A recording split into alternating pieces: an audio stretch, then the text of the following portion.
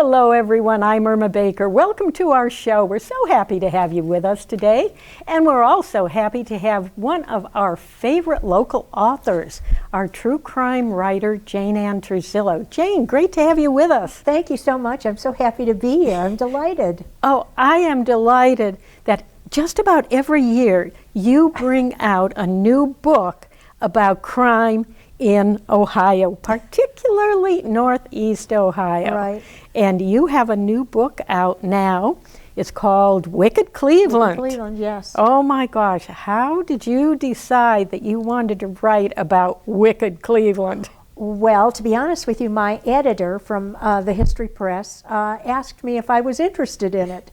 And so I happened to think back about some things from childhood, like Short Vincent Avenue and the Roxy, and I thought, well, yeah, I can do that. Sure, I'll do that. And so that's kind of how it started. Oh, well, it's wonderful, and it just came out, like, well, two months ago? Yeah, a few months ago. Right. Mm-hmm. So it is available. It's available in the libraries. I've even seen it in Walgreens. Walgreens, yes. I think I sent you a picture of that. Look, Jane, we've got, here's your book in Walgreens. Yeah. I noticed that a number of the big box stores and the drug stores and such, they have these kiosks that have a lot of local things. Are most of them from the History Press? Yes, yeah. That's they are History Press rounders. I guess they call them rounders, yeah. Well, that's great, because I think I've always been very interested in Cleveland, just that growing up in Cleveland. Obviously, yes. And living in various parts of Cleveland, or the greater Cleveland area, or Northeast Ohio area, I should say. And I noticed that in your book, you start right off with something that went right back to my childhood. And that was the first section of Wicked Cleveland is called Sex, Vice, and Rock and Roll. And I can remember when I was like junior high, high school, there was a burlesque queen downtown at one of the venues that you're going to be talking about, who was headlined as Irma the Body. Now, if you oh my gosh, we have some pictures on the screen right now, not of Irma the Body, but of other burlesque queens of that time. Yes. But for me, it was really embarrassing to be having those ads. Sure. We had 3 local papers, daily papers in Cleveland at that time. There were pictures of her in the newspaper all the time. And I have to tell you, being friends with you, when I would see them in the paper, I had to kind of snicker a little. Well, that's okay. Everybody else did too. Yeah. So you learn to live with something like that. But tell us, that was an interesting part of Cleveland, but I had no idea that there was so much crime involved. Well, right. And when I just knew it was kind of a sleazy part of town. And of course, this was Wicked Cleveland, so, that's what I was looking for. And that's, what I started out the book to be. And I decided I was going to, and I don't know why I did this, but I decided I was going to section the book off. And so because I had the Roxy and Short Vincent, I thought, well, I'm going to make this, sex, drugs, and rock and roll. But then I thought, no, I don't want to make it drugs, so I'm going to make it vice. And then I had to go look for some vice, and that came up to be, I've always been a big fan of writing about Alvin Karpus, and he was involved with the Harvard Club. And then I had to go look for some rock and roll, and I can't remember how I came across Wendy O. Williams. Wow. But I found this picture of her in Cleveland with nothing on the top of her except either shaving cream or whipping cream, and that was her outfit. That was her outfit on stage.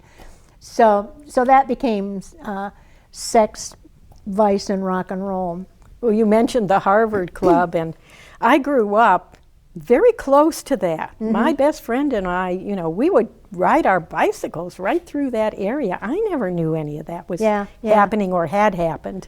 Well, that was a big thing back then. That the authorities were trying to clean up the gambling. There was gambling all over in Cleveland, but the Harvard Club is the best known. That and the Thompson Club were the best known for it. Well, a lot of those things were happening in the neighborhoods, but so much. I mean, Short Vincent was really short. Yeah, 486 feet long, I believe. Yeah, and one side of it was the reputable side, and the other side was kind of the disreputable side. And so in the middle, they called that the Gaza Strip. so Oh my gosh. Well, at that, as you said, one side of the street was good people, and the other side was the sleazy side. But for people who are viewing and maybe never ventured into those parts of downtown Cleveland, tell us a little bit about where Short Vincent was. Well, let's see. Where was it? between 6th and Superior? 6th and 9th. I'm sorry, 9th and 6th Street. And it actually became, it grew up because of the Hollandon Hotel that was built there, and its back doors opened up onto this short little block, and there were people coming from all over the United States to stay in this beautiful new Hollandon Hotel. So there were bars and restaurants and other entertainment that grew up there, and there were mostly bars. And I got a lot of information out of a wonderful book by Alan Detka. It's called something Short Vincent, but anyhow. And it just fascinated me, all of this stuff. Well, right now, I think it's just like the back side of the Huntington Bank building, or one of those bank buildings. Well, the banks have all, kind of just leveled that area and built up all these big, beautiful banks. So it's kind of the banking area of Cleveland that whole now. 9th Street, Euclid, down to almost Lakeside, right, is all banking and federal buildings and things like that now. Right. But there are some really national, international things that happen too in crime. And I was totally blown away when I was reading your book and reading about the McKinley assassination. Oh, yes. Now, that happened in Buffalo, didn't it? Yes. Yes. So I never made a connection with Cleveland. No, I didn't either before. I started this. Yeah. Well, and there, I'm reading and I'm seeing this East 65th Street, or it just said 65th Street, but I know it was East 65th Street. Yeah. I grew up on 65th Street in Cleveland. It was called Todd Avenue at that time when Cholgosh's family moved in there. So tell us a little bit about this. He was practically a kid. Well, yeah, he wasn't very old. He himself was born in Detroit, Michigan, and of Polish immigrant families that moved to Cleveland, to Todd Avenue, and he was. I want to say he was kind of weak-minded. That he was easily led, and I think he just fell in with these people that were, anti-government, and he wound up murdering McKinley. Yeah, how did that happen? Well, he knew that McKinley was going to be talking in Buffalo, and so he went and stayed there. He bought a gun there, and McKinley was talking outside of I think it was the Opera House, and McKinley just had a few of his bodyguards around him, and all these people lined up to shake his hand. So Czolgosz lined up with them, and he had the gun, hidden in his pocket. And when he came up, McKinley extended his hand, and Czolgosz pulled the gun and shot him. And there was a man standing behind him whose name was Big Jim Palmer, I believe, and he immediately saw what had happened, and he grabbed Czolgosz. And then, of course, the bodyguards grabbed him as well. And McKinley was rushed to the closest medical facility, and they didn't really have the proper kind of doctor. I think it was I want to say it was a gynecologist. It was the only doctor on duty. And he did the best he could, but they did not find one of the bullets. And so McKinley died a few days later, after the September the 14th. Well, died. I had never known about that connection to Cleveland, and then to find out it happened in practically my own neighborhood, just down the street. Yeah. So, and I guess that's what's fascinating about the work that you do in writing about Northeast Ohio, because you do bring it to really our own lives or histories. Well, it's fun because, I didn't know that either, but I turn these things up and I go through old newspapers and, books that are interesting to me. And, and I turn up these things and I think, I should write about this. So that's how I came across him, although I have been to the McKinley Museum, of course, so and did get information from there and from books from there. So, yeah, it's very Ohio is very rich in presidential connections. Yes, absolutely. I think we have the most presidents from any state. Yes, yeah. Well, tell us a little more about cops, corpses, and crooks. Well, of course, the Czolgosz story is in there. Let's see. One of the stories that I liked a lot is the story of Fast Eddie Watkins. And he was a bank robber, and they called him Fast Eddie because he would get into a bank and rob it and get out in record time. So he was kind of retiring. He had had a couple of heart attacks. He was retiring, so he was he had been in prison, of course, several times. And he was out west, and he decided he wanted to come back to Cleveland and kind of do a reverie tour, if you will. When he picked up the newspaper, and here was the Society National Bank.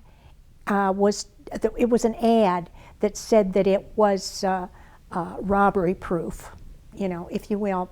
And then also in an article was the story of how Stanley Ducka, he was a lieutenant in the robbery squad in Cleveland, and how he said not even Fast Eddie Watkins could get away with robbery here. So that's how. And I came across that story because a friend of yours and mine, another author, Casey Daniels, had suggested it to me, and her dad is Stanley Ducka. So that really brings it close to home. And I know that her father was a great influence on her becoming a mystery writer. Yeah, yeah. Of course, she's dealing in fiction, and you're dealing in nonfiction. Yes. But yeah, there's Stanley on the screen right now, Stanley Ducka. Ducka, yes. Yeah, Ducka. So we have so many connections. Yes. I guess we have so many connections to crime. But I guess that's any place. There are some crimes that you cover in your book where I would say many people who are viewing this program will remember from the news. And one of those was really a crime not so much of personal, death. It didn't involve death or murder or anything like that, but resonated around the whole world because it's about what happened in front of the Cleveland Museum of Art. Oh, right, right. And that's the bombing of The Thinker, of Rodin's The Thinker. And it happened in 1970. And my sister, she's the one that suggested that I write this story, because she lived in, she was getting her PhD at Case Western at the time, so she lived in Little Italy, and she remembered the bomb going off. She remembered the sound. And she's also a poet and an author, and so she wrote a poem about it, so I asked her if I could use a stanza of it for the beginning of that chapter. But yeah, it did a lot of damage, and they never did find out who did it. They thought probably it was the SDS, and they named some other malcontents, but they never did find out who did it. They thought, the museum at first thought that they may try to send it back and have it restored, but then they decided not to. Where would they have had to send it? All the way back to France, to Rodin's. Rodin was dead by the time, of course, but in order to have it cast properly, because the Rodin Museum in France had the cast, and that's what they would need. Well, why did they decide not to send it back? To be honest with you, I don't really know. I think it may have just been a message that that this is what happened to this, but a reminder. Of what? Yes. Mm-hmm. Plus, it would have been a tremendous cost because this thing is big. It's not a small. The original Rodin was only small, but this was it would have to be wrapped. It would have to be properly stored. It would have to go by ship probably, and it would take a long time, and it would probably be very costly. So I'm sure that entered into the decision. So they just had it repaired rather than... Yes. So then it really retained its originality. Right, yeah. Well, that was one, because that was on newspapers all over the world. Yeah, and right. Certainly there was plenty of newspaper and also television, radio coverage, all media was focused on that. But another criminal situation, or it evolved into a criminal situation, was the infamous 10-cent beer night at Cleveland Indians game. So I decided that I had to have some kind of a sports, because Cleveland is big on their sports. They love the Browns. They loved at the time called the Indians, and of course LeBron James, and so I thought I've got to have something on sports here. So, and I happen to like baseball the most. So I kind of hunted around, and something in the back of my mind kept nudging me about, I know there's something that was really funny that went on, So I found the Indians 10-cent beer night. And it was just, to me it was funny, reading about it. I'm sure that it wasn't funny to, some of the people that were there at the time. But, you turn all these people loose with 10-cent beer, and after 5 or 6, the whole crowd is kind of woozy, and you don't know what's likely to happen. And this happened during a baseball game. During the game, yes, it was a regular with the Texas game. Rangers, with the Texas Rangers, and there was bad blood between the Rangers and the Indians anyway, so that it kind of was perfect. It exploded. Yes, yeah. So yeah. Yes. So, and and a couple of players got Hargrove got, somebody threw a bottle at him, and of course he was with the Rangers at the time, and he was not with the Indians, and somebody threw a bottle at him, and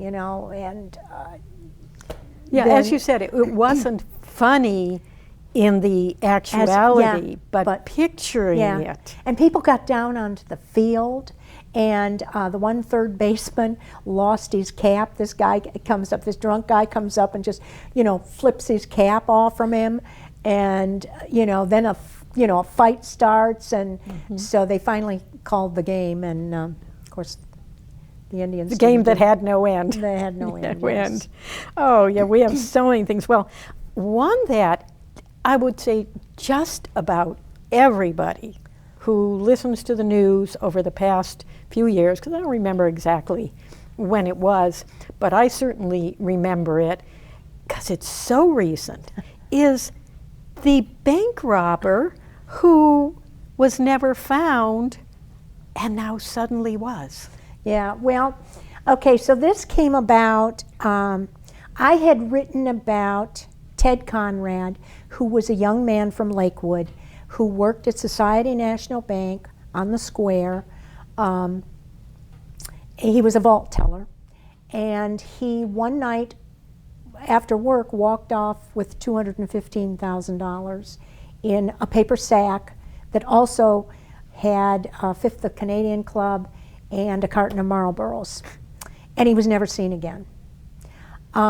So I wrote about that in my last book, Ohio Heists, and I got most of my information from the U.S. Marshal's Office. And so just as I was finishing up this book, I had 3 parts to this book, and just as I was finishing it up, I had an email, and I will never forget. It was November the 2nd. Of last year. And this source asked if I was still interested in Ted Conrad. And so at first I didn't, I get a lot of crazy emails and phone calls and things like that. So I had to check to make sure it was a real person, and I did. I found out who the person was and everything. And so I wrote back and I said, sure, tell me what you know. Well, then comes another email with an obituary of a man named Thomas Randell. So I'm thinking, what is this? And I didn't recognize, there was a picture with it. I didn't recognize the picture at all. I didn't know the name. And I started to read it, and the first thing I noticed was that the birth date was the same as Ted Conrad's, except for the year, and the birthplace was the same. And so I'm thinking to myself, yeah, sure, this is funny. And then I read this Thomas Randell's parents' names, and they were the same as Ted Conrad's names. Now, maybe that could happen, except that Ted Conrad's mother's name was Ruthabeth Kruger Conrad, and Ted Conrad's mother's name was Ruthabeth Kruger Conrad. And I thought, oh, this is too much. So, and I read through the rest of it, and it all was interests that I knew that Ted Conrad had. And but this man had died outside of Boston. And so I'm still thinking, this is a hoax. So I went on, this man had a daughter, and I went on I found her Facebook page, and I started scrolling through the pictures, and as I scrolled, the pictures, she had pictures of her dad, got younger and younger, and when I got to a certain point, that it was definitely Ted Conrad. So by this time it was like 5 or 6 o'clock in the afternoon, and so I sat down and I wrote an email to the U.S. Marshal, Pete Elliott, and I said, guess what I found? And I said, are you interested? And and it went, I sent it to go the next morning. So like 5 minutes after, after it would have gone, he emailed me back and he said, call me. So, we got on the phone, and he was looking at the pictures, and he was looking at the obituary, and he's going, oh yeah, oh yeah, oh yeah. And then he's looking at the pictures of him, and he goes, yeah, this is him. So, and that's how they found him finally. So you helped break the case. Well, all I did was somebody sent me, an obituary, and I just, I had to send it to the marshals, because I knew the marshals were looking for him. Well, So- that's just mind-boggling, that, and to have it happen and be found after all these years. Yeah, 52 that- years, 52 years. Well, we only have really a couple seconds left. This time has gone so fast. What are you working on now, and how can people find you online? Well, I'm working on a cold case book right now, and I'm not sure whether it's going to be of Northeast Ohio or whether it's going to be of Northern Ohio. I have a contract for it. And if you want to visit my website, it's www.janeterzillo.com or janeannterzillo.com. Either will get there. And I have a blog, which is darkheartedwomen.wordpress.com. Well, Jane, it's been a pleasure, as it always is, having you on. So all the best with this book and with your next book. And all of you, if you would like it, the book is Wicked Cleveland, and it's just fascinating and entertaining. Thanks so much for being with us, and have a wonderful day. For RSVP, I'm Irma Baker.